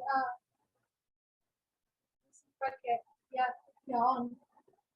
Okay, please, I wanted to ask, is sales register and item-wise sales register the same or different? These are two different reports. Okay. All right. All right, Ms. Kennedy, Mr. Oladimeju. Yeah, to me, sales register, sales analytics is a breakdown of whatever is contained in the sales register. That's the summary I have. Okay. Are you there? Yeah, I'm here. I'm here. Yeah, sales analytics is a breakdown of information contained in the sales register. Okay. Is that all for all the reports we listed? Then item-wise sales register could be the payment summary, like you can trace who sold what and at what time. Then you talk about sales invoice, it shows the status, like maybe paid, it's still paid, or it dropped, the person is owing, or maybe the sales was cancelled. And the Yes. rest of Yeah. So the different reports we've actually spoken about now. We have sales register, item-wise sales register, payment summary, and sales analytics. Now the sales invoice as well. Those are the reports we've actually talked about in this sales section. Now the sales invoice report is the report that shows you the status of every report and in details a sales invoice status. It shows you what's happening on the particular sales invoice and at what time that thing is happening, like the name of the person operating on that particular sales invoice. Gives you every details on that particular sales invoice. Now our sales register gives us our sales summary. It gives us the sales summary from the invoice number to the waiter name, the amount, the sales payment, everything. It gives us the invoice, the sales summary on that sales. Now we have another report that is the item-wise sales summary. This is a breakdown of every item that was sold. In this report, you don't necessarily have to open a sales invoice to get the item that was sold. You will see the item listed in item group, item-wise. You see the customer name, the waiter's name, the total amount, and everything. This breaks down your report in item categories and every information you need to know. Now, another report I talked about was our payment summary. Our payment summary gives us the breakdown of every payment mode and the owner, that's the waiter's name. It shows us the payment mode. It shows us how much was paid and what mode it was paid. It also shows us the waiter's name as well. And then the last report we spoke about definitely now is our sales analytics. Our sales analytics, like is it Eric that said, it gives us like a total summary of what happened in our sales register. In this report, you can filter to check your report in any form you want to, in terms of item group, or you want to check it in customer group, item-wise, territory. This gives us like a breakdown of how we want to see our reports. So that's it on our reporting section for sales. Do we have a question?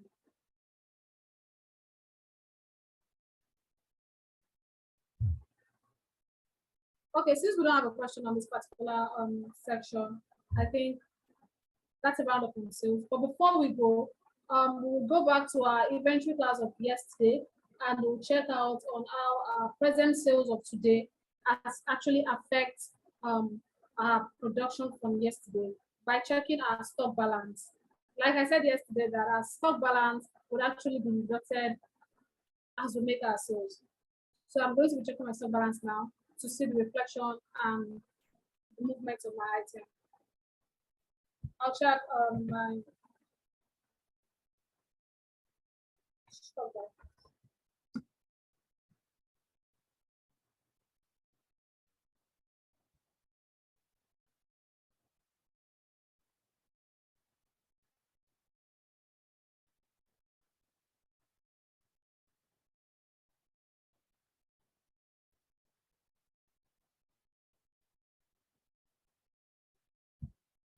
I'm checking for today, so I'll filter for my date and then I'll generate. Like I said, sales have been deducted straight up from finished goods. So we're going to be checking our finished goods.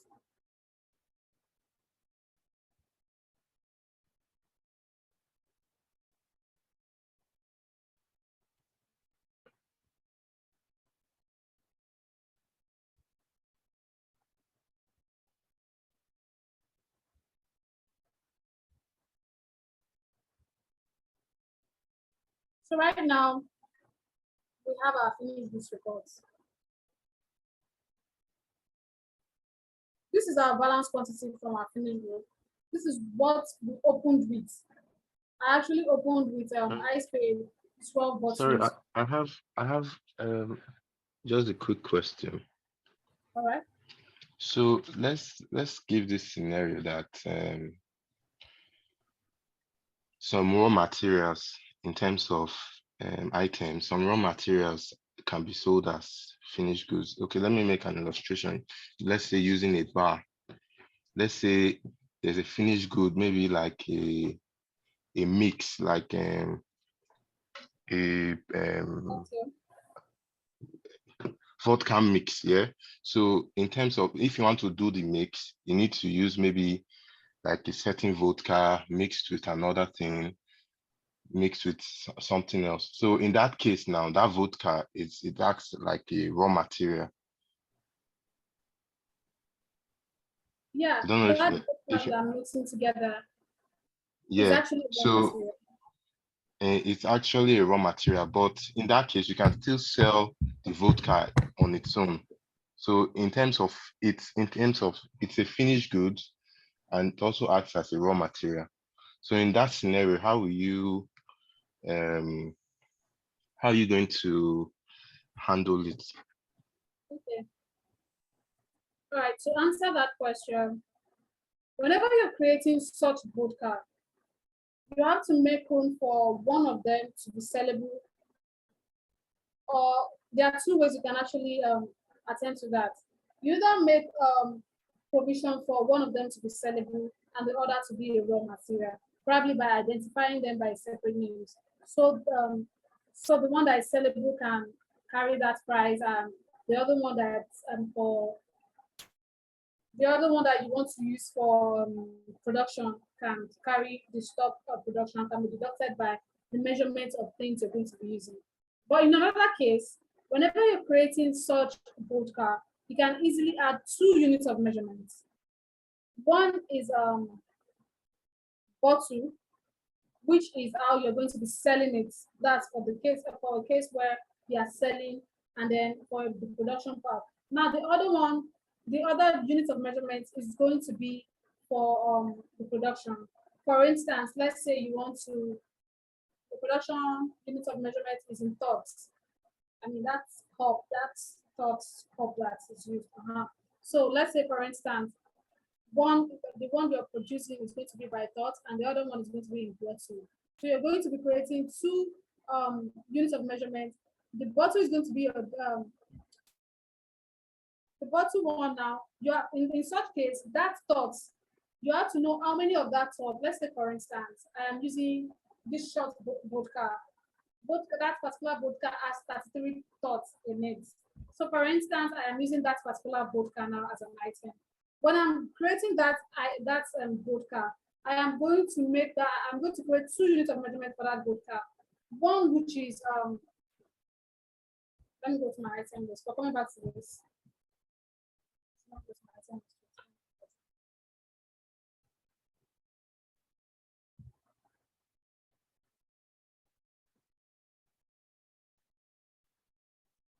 So like I said, I can either create it in 2 ways. I can either create one to carry my raw material item group, and I can either create the other one to carry my selling item group. That's my alcohol item group. Or I can either create one item to carry for the 2 instead of creating 2. The only thing I need to do in such case now is to add my units of measurements.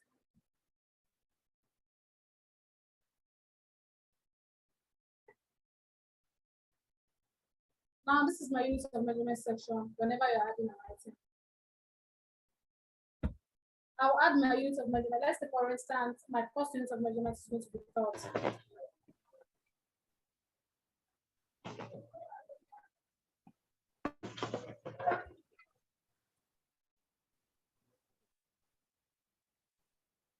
Let me stop.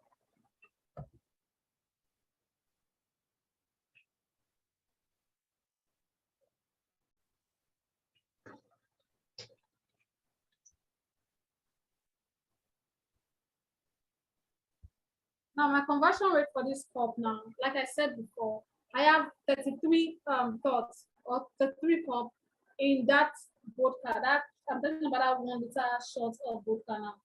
We usually have 33 cup coming out of it for every bottle. Depends on the kind of bottle you use in the restaurant. Now, what I'm going to have over here is going to be my conversion factor, which is going to be my 33. In terms of bottle, I'll be adding 1. In terms of cup, I'll be adding 33. So by the time I am selling, it is carrying 1 bottle from the bar, from my bar warehouse or my store. It's carrying 1 bottle. So by the time I am producing, I'm manufacturing, it is going to be carrying cup. So those are the 2 options I have to actually track such item. Do you understand? Yeah, I understand, but okay, in terms of the mix, that what you are mixing the vodka to form. So when you are creating that item, in terms of the raw material, when you want to impute the vodka, will you now go to the finished goods aspect, then choose this cup unit of measurement? No, when you are creating, the system automatically selects that unit of measurement. Okay, It's it only when you are automatically selling, yeah. yeah. It's only when you are Oh, okay. selling the bottle.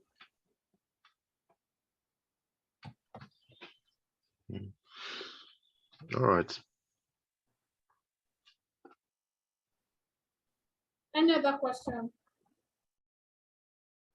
From item, anyone, store, any question?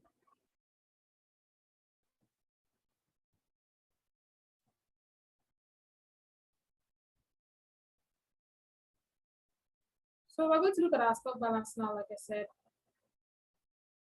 And this is my open quantity for my store for today. This is what I opened with. I opened with 12 eyes of spade. I opened with 2 barbecue chicken, and I also opened with Coke. And these are the numbers of quantity I actually opened with. So now this shows that I didn't have anything coming in. And for this particular item, it shows that I have 1 quantity being sold out today. And this item is champagne, and that is eyes of spade. I have 1 quantity sold out today.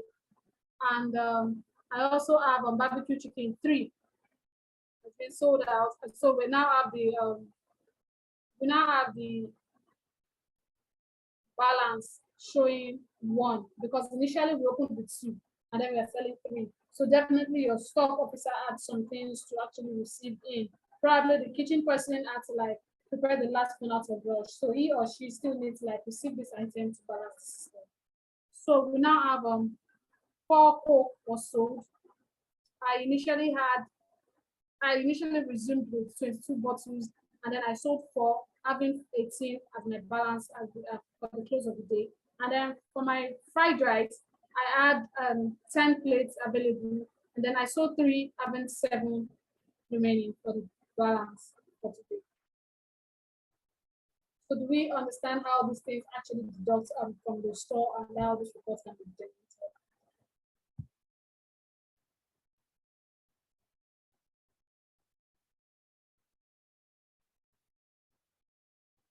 Are we together? Do we understand this?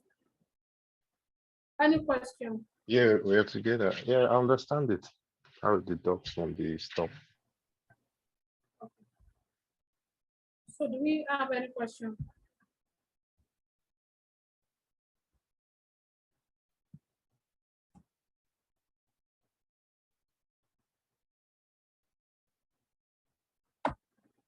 Okay, so we don't have any question on this. I think that brings us to the end of the class. Except we have another question. So thank you very much for making it out for this class today and for your contribution most especially.